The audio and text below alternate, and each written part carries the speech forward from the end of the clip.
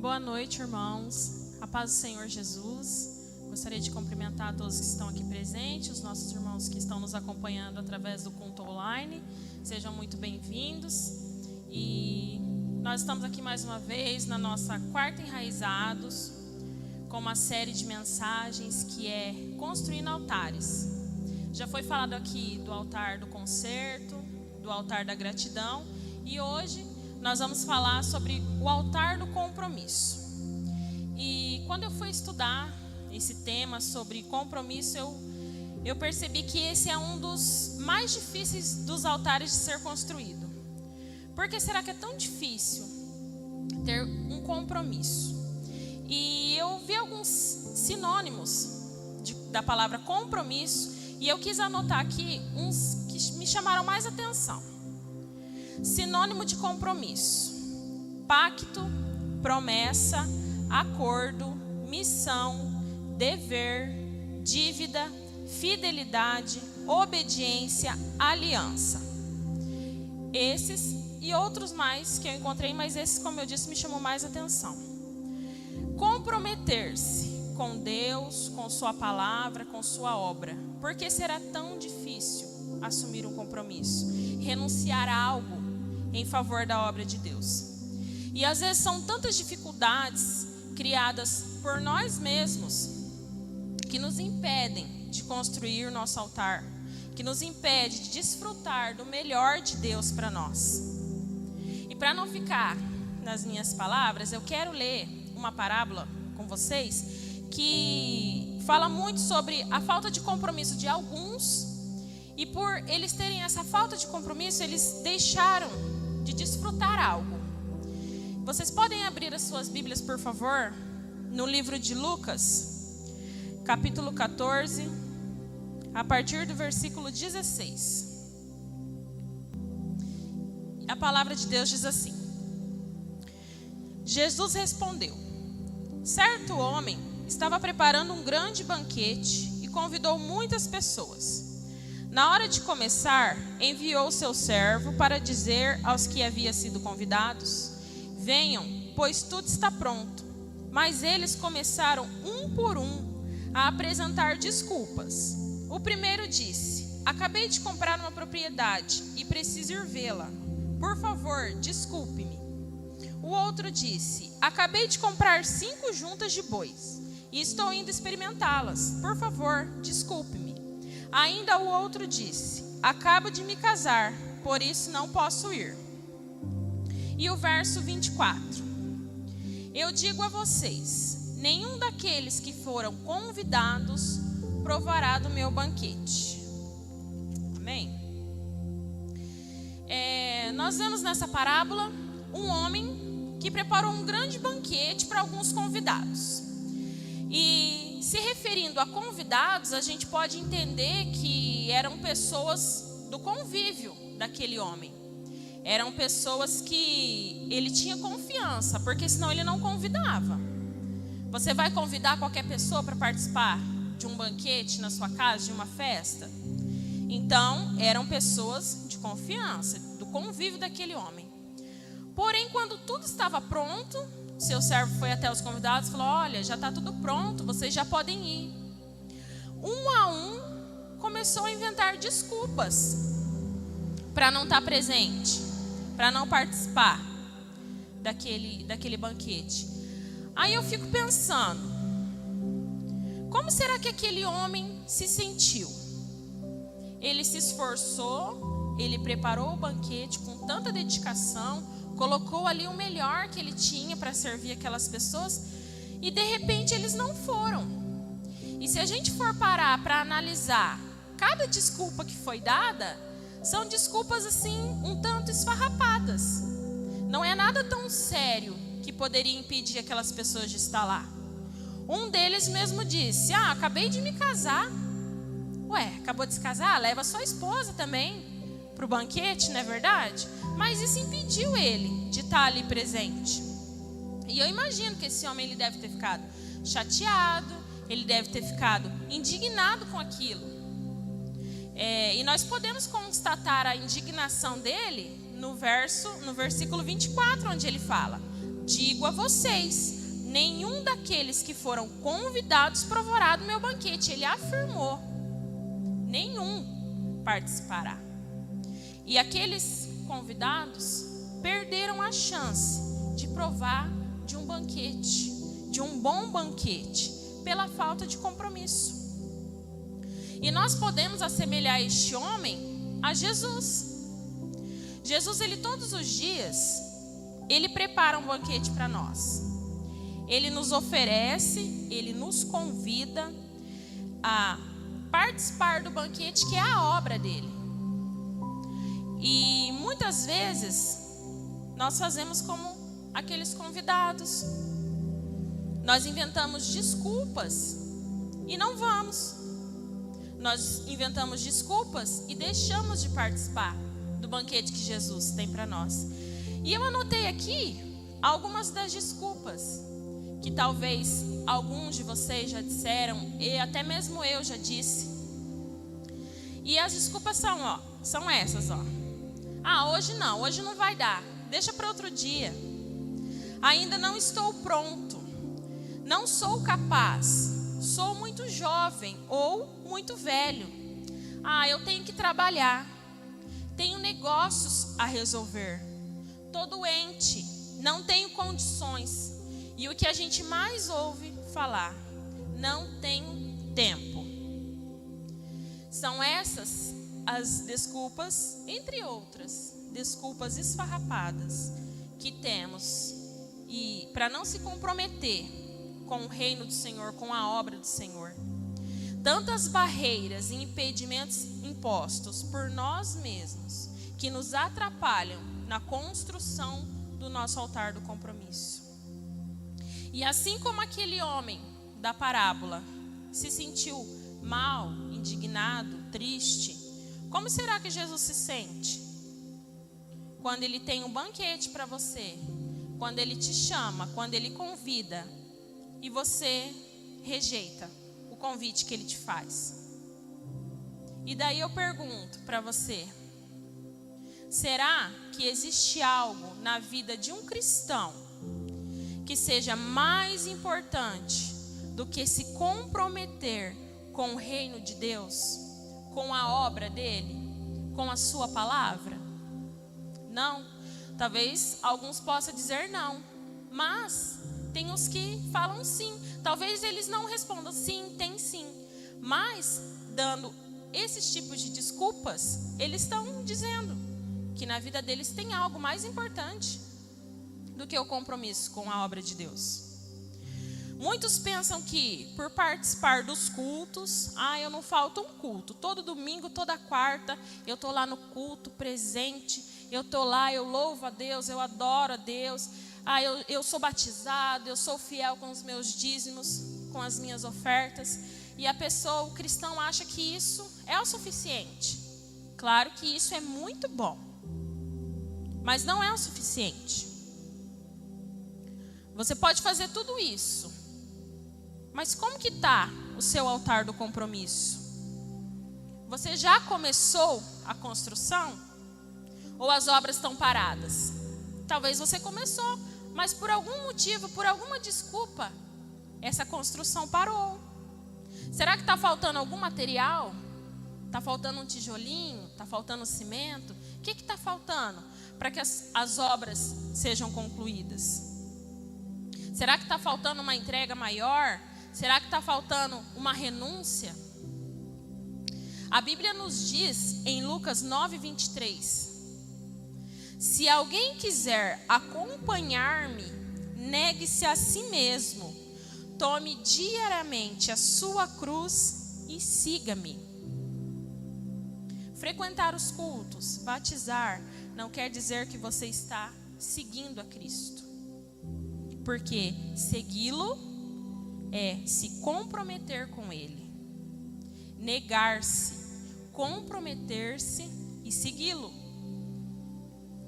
E o que nós estamos dispostos a negar em favor desse compromisso com Deus? Nada, algumas coisas. O que você tem negado para que o seu altar do compromisso seja construído? Qual tem sido a sua prioridade em construir esse altar? A Bíblia nos ensina em Mateus 6,33: busquem, pois, em primeiro lugar o reino de Deus e a sua justiça, e todas essas coisas serão acrescentadas a vocês. Busquem em primeiro lugar, prioridade, renúncia. E o que são essas coisas que serão acrescentadas a nós? Lembram do banquete? Do banquete da parábola? Esse é o banquete que Deus tem para nós. Mas sabe o que tem nesse banquete? Nesse banquete tem os dons do Espírito Santo, tem o cumprimento das promessas. Talvez você pense, nossa, tem uma promessa que Deus me fez, que Deus me entregou há anos, mas essa promessa não se cumpre. Não se cumpriu até hoje. Experimenta se comprometer com Deus para você ver se não se cumpre. Experimenta erguer, construir o seu altar do compromisso para você ver o que vai acontecer. Não só essa promessa, mas muitas outras. É isso e muito mais. É um banquete. E não é só compromisso com Deus, com a obra dele, com a palavra dele. É também compromisso com o pastor, com a igreja, com o ministério ao qual você faz parte. Não é só dizer, pastor, estamos junto. Quantas vezes o pastor pode ter ouvido a pastora, estamos junto, pastor, conta comigo, estamos junto. Mas e na hora de chegar junto? O compromisso. Ter compromisso em falar, estamos junto, pastor, estamos junto nessa obra, mas também se comprometer em estar junto. Até quando Deus vai ficar como última opção, lá no final da fila? Primeiro eu vou estudar, porque eu preciso ter uma profissão. Eu vou me dedicar ao meu trabalho, porque eu preciso subir de cargo. Aí eu vou me dedicar em construir uma família. Aí eu vou me dedicar à obra de Deus. Última opção? Nessa lista, a obra de Deus tem que estar em primeira opção. O compromisso com Deus tem que estar em primeira opção. Eu posso usar a minha vida como exemplo para vocês. Muitas vezes, na minha caminhada cristã, eu me batizei com 12 anos. Hoje eu tenho 35, então é um tempinho bom aí. E muito tempo, eu inventei desculpas. Eu tive chance de me comprometer com a obra, eu tive algumas oportunidades, mas eu também tinha desculpas. E a desculpa que eu dava é que eu era tímida. Eu sou tímida, eu tenho vergonha. Nossa, morro de vergonha. Só que eu descobri que eu nem sou tão tímida assim. Mas era uma desculpa. Eu me escondi atrás daquilo, para não me comprometer com a obra de Deus. Eu pensava que daquele jeito estava bom. Eu participava dos cultos, eu era fiel com dízimos e ofertas, eu louvava a Deus, achava que estava bom e não queria me comprometer. Mas um dia eu decidi construir o meu altar do compromisso. Um dia eu decidi começar a construção. E hoje eu posso ver as promessas de Deus se cumprindo. Senão eu não estaria aqui. Eu estar aqui nessa noite falando com vocês, ministrando a palavra de Deus para vocês, é o cumprimento de uma promessa. E eu quero citar também para vocês alguns exemplos de homens da Bíblia que foram comprometidos. Eles eram totalmente comprometidos com o reino de Deus. E o que eles receberam por ser comprometidos? O primeiro exemplo é Neemias. Neemias, ele foi o responsável por restaurar os muros de Jerusalém, a cidade de Jerusalém.